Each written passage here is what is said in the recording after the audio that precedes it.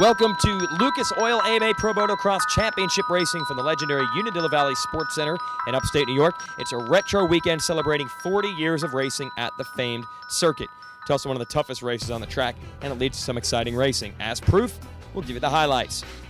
First, a 250 class.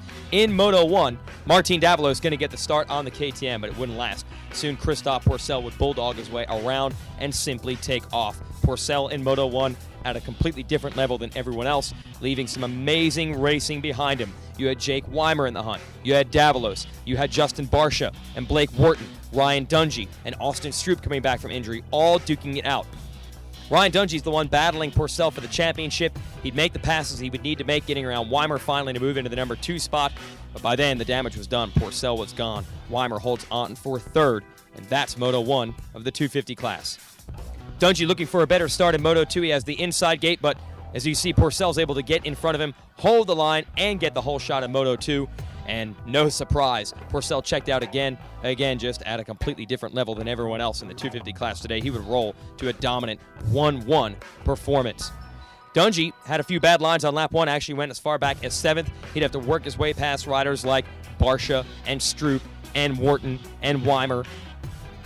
But by the end of the day, the fitness of Dungey would win out. He would finish second, but he'd give up 6 points to his championship rival, Pourcel, who was simply on another planet. That's your 250 class. Pourcel's going to hold the points lead and be the only rider with a red plate at our next race at Budds Creek. Let's go to the 450s. In Moto 1, familiar name getting the whole shot, Alessi. Jeff Alessi. Davey Millsaps would put the pressure on. Then Alessi would crash hard on lap 2. Millsaps would have the lead. Chad Reed was back outside the top 5. He'd move his way up to second and then start chipping into the big lead that Millsaps had. For Retro Weekend, Millsaps was running a 1995 Jeremy McGrath lookalike Honda. It looked good while he was out front, but it wouldn't last. Reed would be able to make the move and run away with the moto win. Then Tommy Hahn on the motorsport.com Canada Kawasaki would also get Millsaps for second, but Millsaps hung tough to take third in Moto 1. Moto number 2, it's Justin Brayton in the KTM battling for the whole shot with Andrew Short. Brayton would get the start. Short would get around him. Short, running on the 1986-inspired Honda motif, would lead the first couple of laps. But then there's Chad Reed in the 22, the shark in the waters. He would get around Brayton.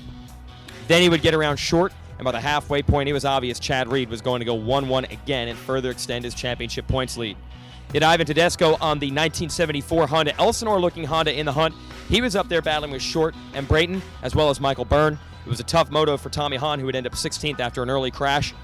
When it was all said and done, Reed had himself a moto victory, an overall win, joined at the podium by Andrew Short and Michael Byrne.